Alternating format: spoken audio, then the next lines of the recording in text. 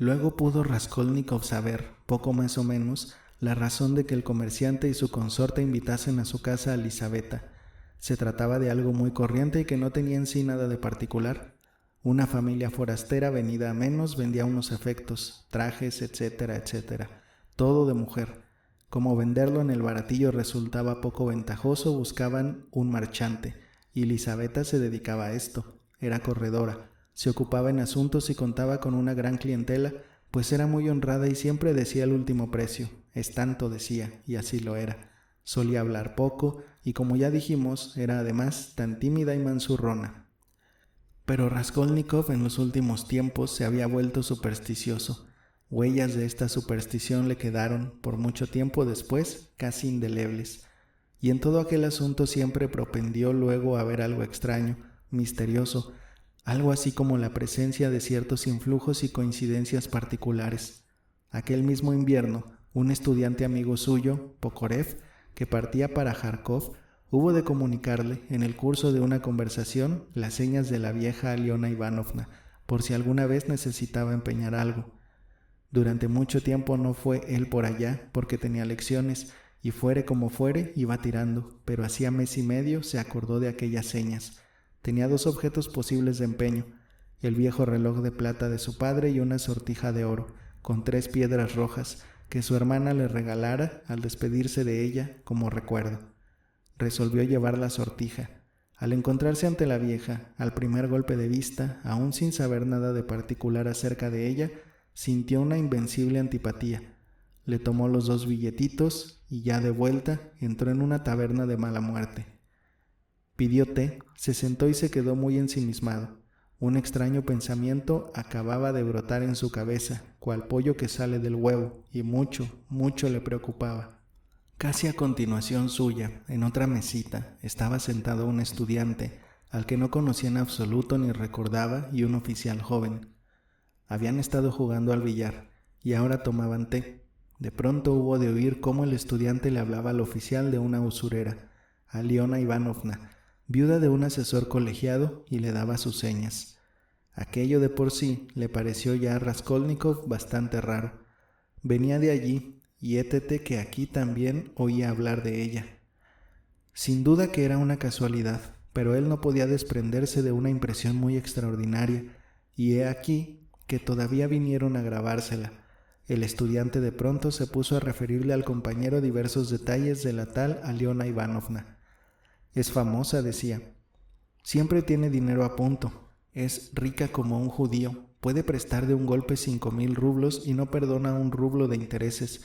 De los nuestros acuden a ella muchos, solo que es una tía horrible. Y pasó a contarle lo mala y terca que era, que bastaba retrasarse con ella un día en sacar la prenda para considerarla perdida. Daba la 1/4 parte de lo que valía la prenda, pero cobraba el 5 y hasta el 6% de interés mensual, etc. El estudiante hablaba por los codos y, además de eso, le contó al amigo cómo la tal vieja tenía una hermana, Lisaveta, a la que, tan pequeña y ruin como era, le estaba siempre pegando y la tenía en una completa servidumbre, como a una niñita pequeña, siendo así que Lisaveta tendría por lo menos 8 pies de estatura. «Es otro fenómeno», exclamó el estudiante, y se echó a reír. Se pusieron a hablar de Lisaveta. El estudiante hablaba de ella con cierta satisfacción personal y entre risas, y el oficial le rogó que le enviase a la tal Lisaveta para que le remendase la ropa blanca. Raskolnikov no perdía ni una sola palabra, y de una vez se enteró de todo. Lisaveta era la hermana menor, hermanastra de distinta madre de la vieja, y tenía ya 35 años. Trabajaba en casa de la hermana día y noche, hacía de cocinera y lavandera al mismo tiempo, y además cosía para afuera y salía a fregar suelos, y todo se lo entregaba a la hermana. Ningún encargo ni trabajo alguno osaba aceptar sin antes recabar el permiso de la vieja. Esta había otorgado ya testamento, que conocía a la propia Lisaveta, a la que no le dejaba ni un grosch, ni los muebles, unas cuantas sillas, etc. Los caudales se los legaba a cierto monasterio en el gobierno de N, para el eterno descanso de su alma. Pertenecía a Lisaveta a la clase media y no a la burocracia. Era soltera y terriblemente desgarbada de cuerpo, de una estatura notablemente alta, con unos pies tamaños, como metidos para adentro, siempre calzados en zapatos torcidos, pero muy primorosos.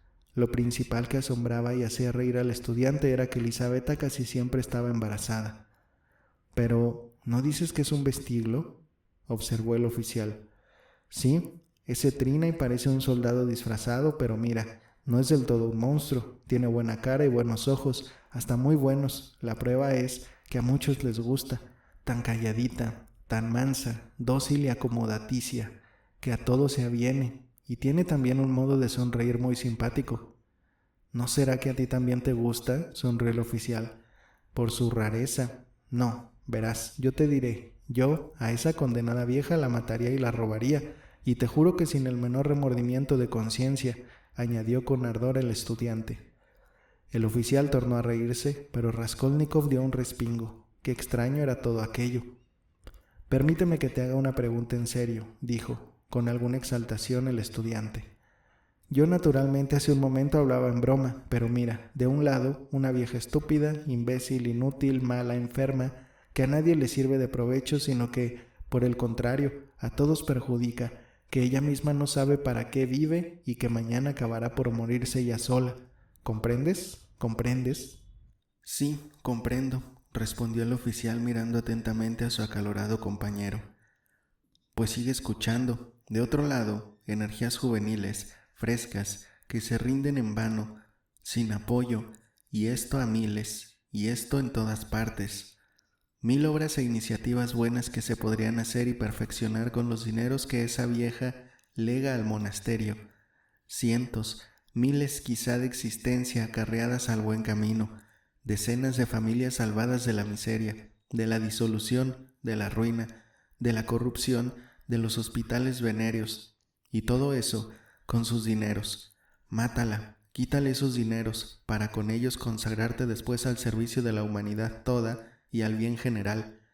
¿Qué te parece? ¿No quedaría borrado un solo crimen insignificante con millares de buenas acciones? Por una vida, 1000 vidas salvadas de la miseria y de la ruina. Una muerte y 100 vidas, en cambio, es una cuestión de aritmética. Ni que pesa tampoco en las balanzas comunes de la vida esa viejuca tísica, estúpida y mala, no más que la vida de un piojo, de una cucaracha, y puede que aún menos, puesto que se trata de una vieja dañina. Ella se alimenta de la vida ajena, es mala. No hace mucho que, de rabia, le mordió un dedo a Elisabetta, por poco si se lo arranca de cuajo. Sin duda que no merece vivir, observó el oficial, pero esa es la naturaleza. Ah, hermano, sí, pero a la naturaleza se la mejora y se la encausa, sin lo cual naufragaríamos en prejuicios. Sin eso no habría nacido ni un solo hombre grande, dicen el deber, la conciencia. Yo no quiero decir nada contra el deber y la conciencia, pero hay que ver cómo los entendemos. Espera, que voy a hacerte otra pregunta. Oye, no, aguarda tú, que soy yo quien va a preguntarte. Escucha. Bueno, tú hasta ahora hablas y discurseas, pero dime, ¿matarías tú mismo a la vieja o no? Naturalmente que no, yo en justicia, pero eso no es cosa mía. Pues a mi juicio, si tú mismo no te decides, no se trata aquí para nada de justicia. Anda, vamos a echar otra partidilla. Raskolnikov era presa de emoción extraordinaria.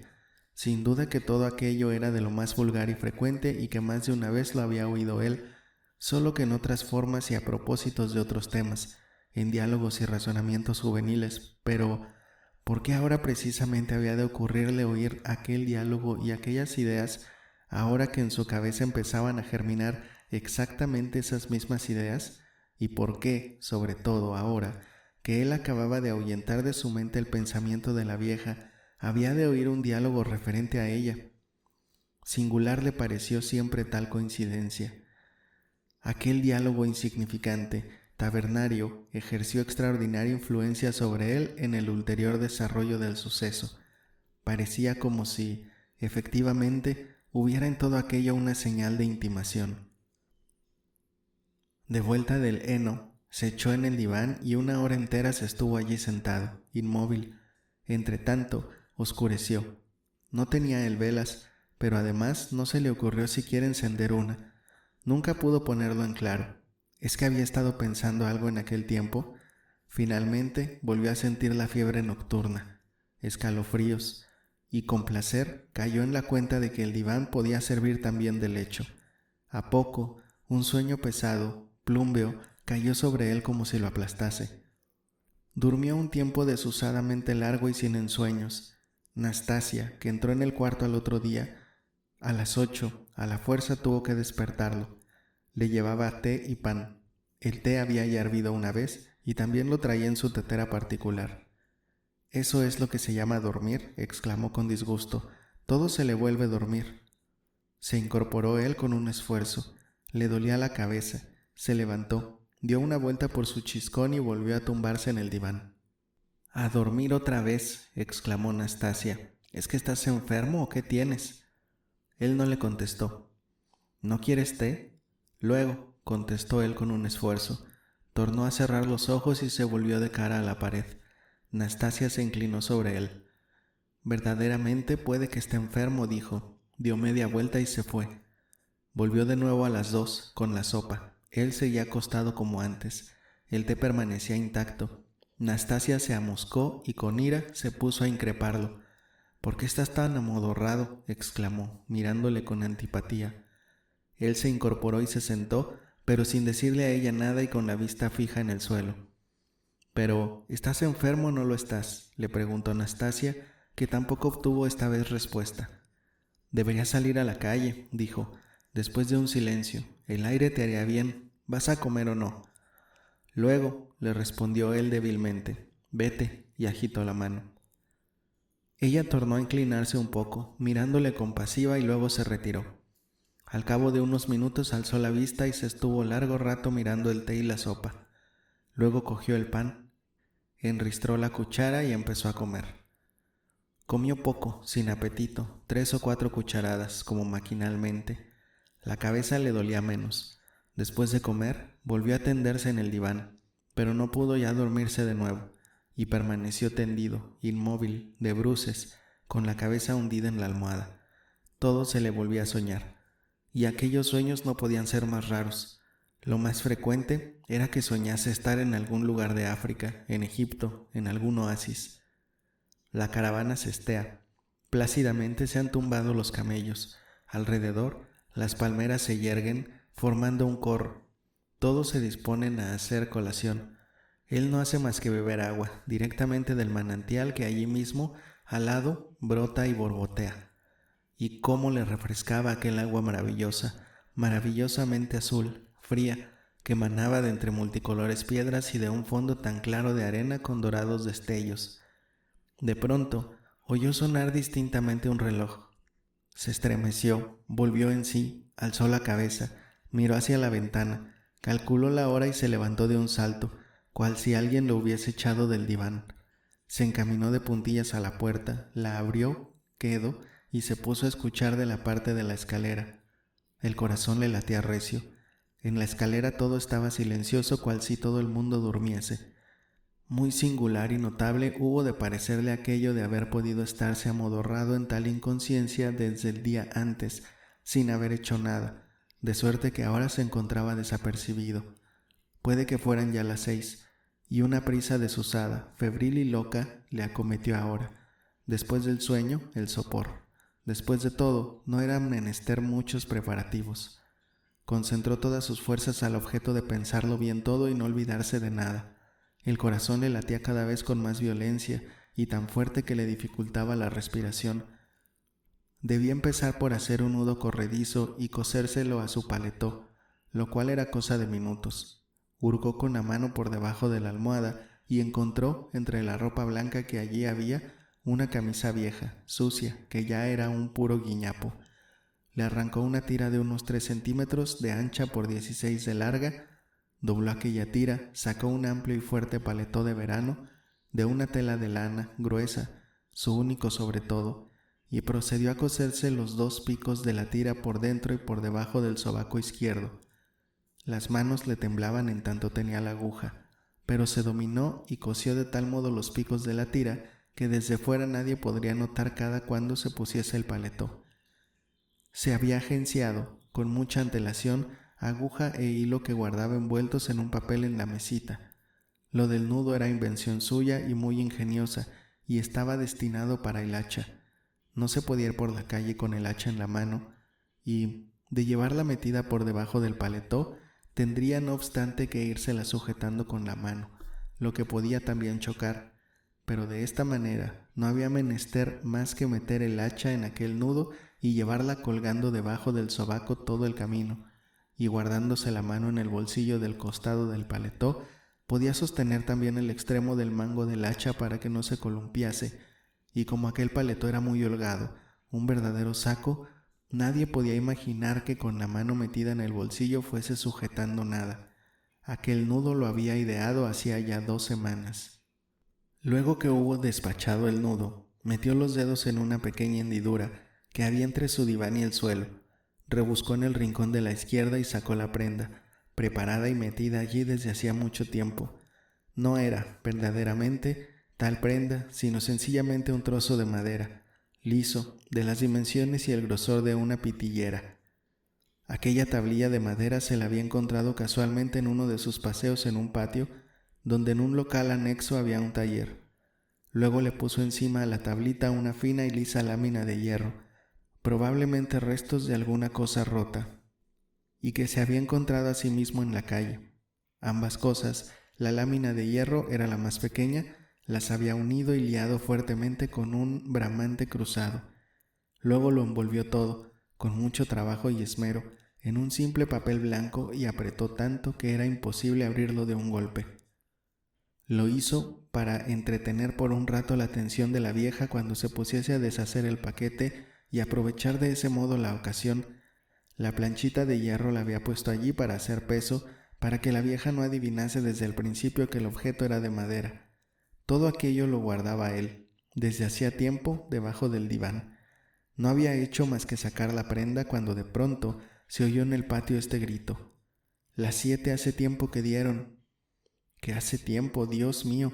Se lanzó a la puerta, se puso a escuchar, cogió el sombrero y empezó a bajar sus 3 escalones despacito, suavemente, como un gato. Le quedaba por hacer lo más importante, hurtar en la cocina el hacha, que la cosa había que hacerla con el hacha. Hacía ya tiempo que lo había decidido. Tenía también un cuchillo de jardinero, plegable, pero en el cuchillo y sobre todo en sus propias fuerzas no tenía él confianza, así que había optado definitivamente por el hacha. Observemos de pasada una particularidad a propósito de todas estas resoluciones definitivas ya adoptadas por él en este asunto. Poseían una propiedad extraña, cuanto más definitivas, tanto más monstruosas y absurdas parecían enseguida a sus ojos. Pese a toda su penosa lucha interior, jamás, ni por un instante, pudo llegar a creer en la realización de sus proyectos en todo el tiempo aquel. Y si hubiera sucedido de suerte que todo hubiese estado ya previsto y resuelto definitivamente hasta en sus últimos pormenores, y no quedase ya lugar a duda alguna, aún entonces hubiera desistido de todo definitivamente, cual de una estupidez, un absurdo y una cosa imposible, pero, tocante a los puntos no resueltos, quedaba todavía una legión entera de dudas. Por lo que se refiere a lo de dónde procurarse el hacha, tal minucia no le preocupaba en modo alguno, pues no había cosa más fácil. Efectivamente, Nastasia, particularmente por las noches, apenas si paraba en casa, o se iba con las vecinas a la tienda y la puerta quedaba siempre de par en par. La patrona precisamente le estaba siempre riñendo por esto. No había, pues, más que entrar despacito, llegado el momento, en la cocina, y coger el hacha, y luego, al cabo de 1 hora, después de consumado todo, volver a colocarla otra vez en su sitio.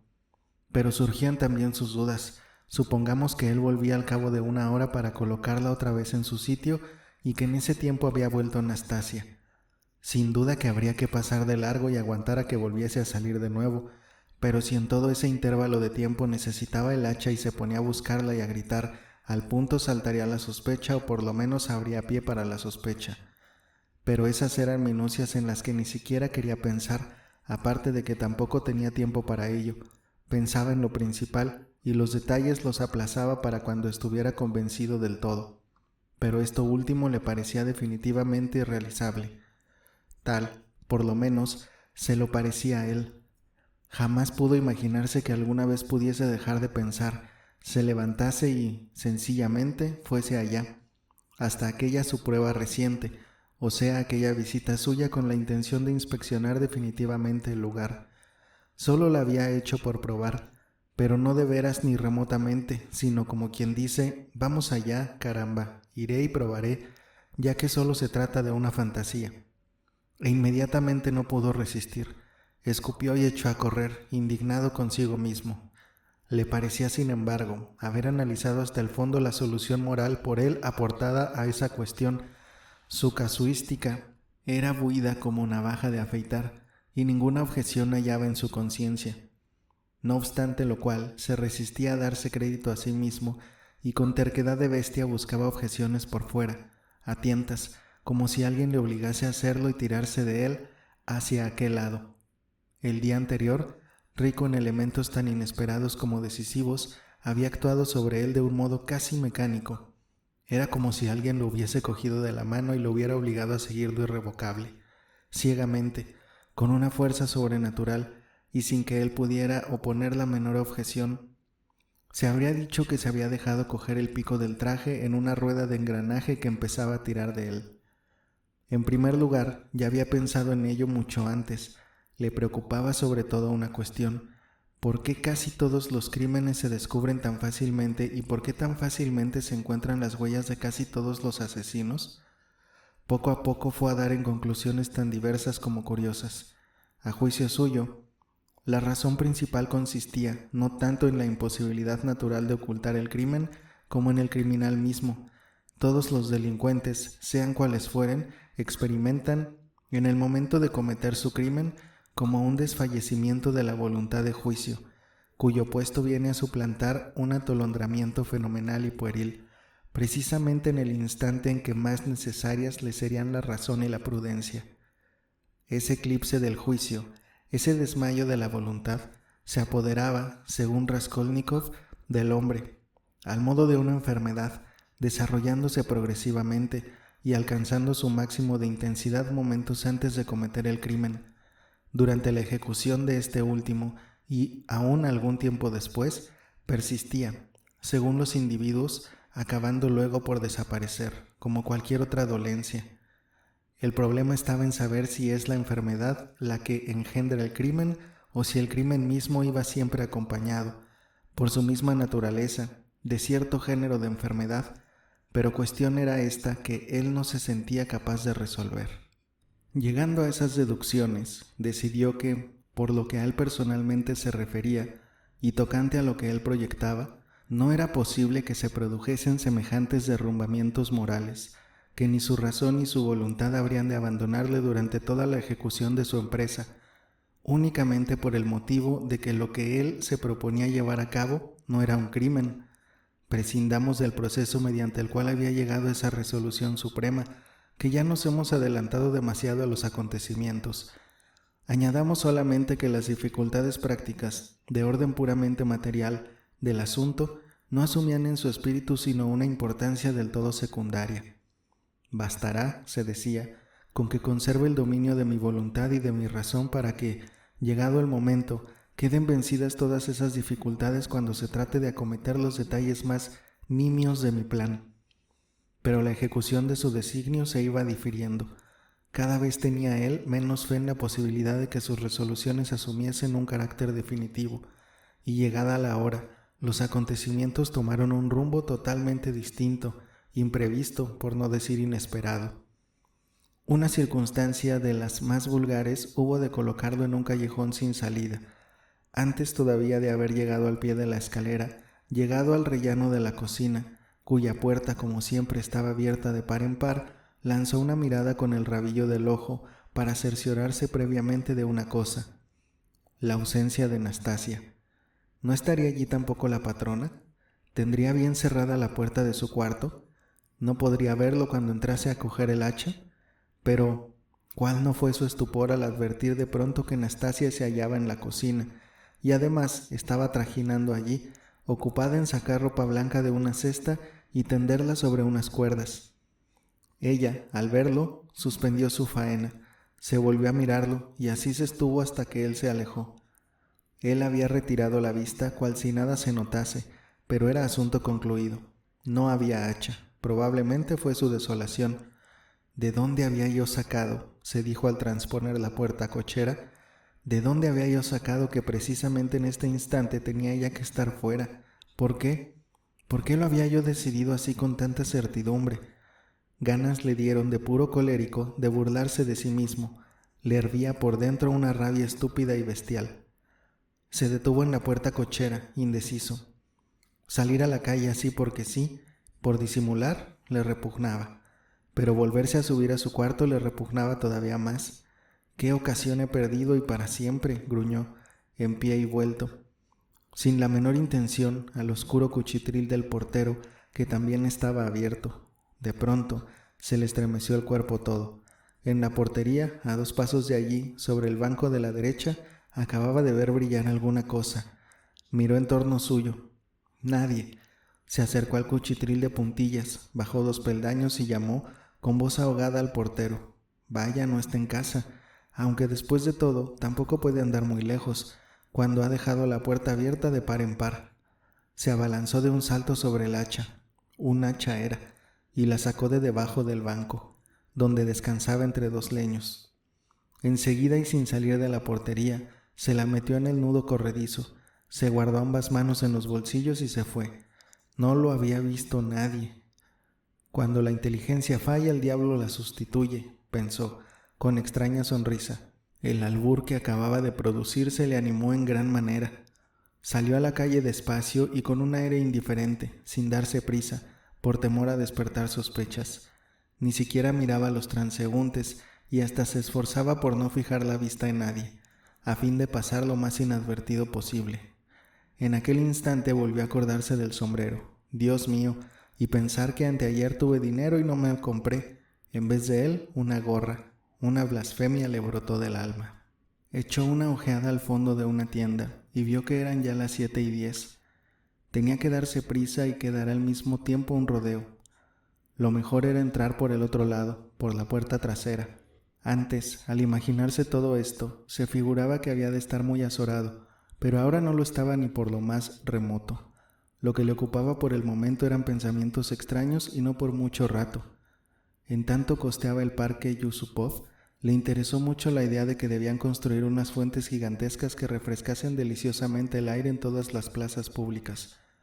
Luego, poco a poco, vino a adquirir la convicción de que el ensanche del jardín de estío hacia el campo de Marte y su reunión con el jardín del Palacio Mijailov constituiría una innovación tan agradable como útil para Petersburgo. Y a propósito de aquello, se preguntó por qué en todas las grandes ciudades ha de preferir la gente, menos por necesidad que por gusto, el vivir en aquellos barrios donde no hay jardines ni fuentes, sino solo basura y mal olor, y la suciedad reina como dueña y señora. Recordó entonces su paseo por el mercado del heno, y se dio cuenta por un instante de su situación actual. «¡Qué imbecilidad!», se dijo. «No, más vale no pensar en ello». Así, sin duda, aquellos individuos a los que llevaban al patíbulo se apegan con el pensamiento a cuantos objetos se encuentran en su camino. Esta idea cruzó por su mente como un relámpago, pero se dio prisa a ahuyentarla. Pero a todo esto, él oía todo cerca. He ahí la casa y he ahí la gran puerta. En no se sabe dónde ha sonado un reloj. ¿Cómo? ¿Serán ya las 7:30? Es imposible, de fijo que va adelantado. La suerte le fue propicia todavía al ir a transponer los umbrales. Como exprofeso, una carreta de heno enorme entraba precisamente delante de él por la puerta cochera, ocultándola por completo en el instante de atravesarla él, de suerte que apenas había penetrado la carreta en el patio cuando ya él se escurría hacia la derecha. Ya allí, oyó al otro lado de la carreta varias voces que gritaban y reñían, pero nadie lo había visto, con nadie se había encontrado. Algunas de las ventanas que daban a aquel inmenso patio cuadrado estaban abiertas a aquella hora, pero él no levantó la cabeza, pues le faltaban fuerzas para ello.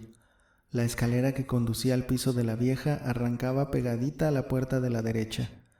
En la escalera se encontraba ya él. Conteniendo la respiración y comprimiéndose los latidos del corazón con una mano, al mismo tiempo que palpaba el hacha y se la enderezaba una vez más, procedió a subir los peldaños suavemente, con mucho tiento y aguzando el oído a cada instante. pero la escalera estaba totalmente desierta en aquel momento. Todas las puertas estaban cerradas, no se tropezó con nadie.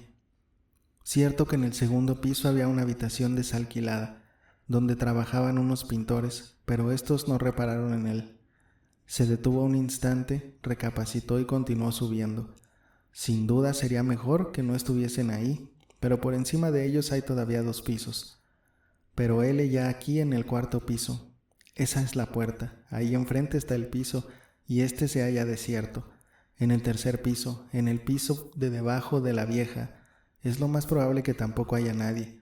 Han quitado la tarjeta de visita que había clavada en la puerta y eso es señal de que los inquilinos se han mudado. Se ahogaba. Por un momento una idea le cruzó por la mente. ¿No haría mejor en irme? Pero sin dar respuesta a esa interrogación, se puso a escuchar en el cuarto de la vieja. Reinaba allí un silencio de muerte. Aguzó el oído todavía desde lo alto de la escalera y escuchó atentamente largo rato. Luego echó una última ojeada en torno suyo, tomó sus disposiciones, enderezó nuevamente el mango del hacha. No, ¿estaré demasiado pálido?, pensó con emoción excesiva. ¿No valdría más aguardar a que se me tranquilizase el corazón? Pero el corazón no se le serenaba. Antes, al contrario, como adrede, le palpitaba cada vez más y más recio. No pudo contenerse más. Lentamente alargó la mano al cordón de la campanilla y tiró. Dejó pasar medio minuto y volvió a llamar algo más fuerte. Ninguna respuesta. ¿Para qué llamar en balde? Tal insistencia no sería oportuna.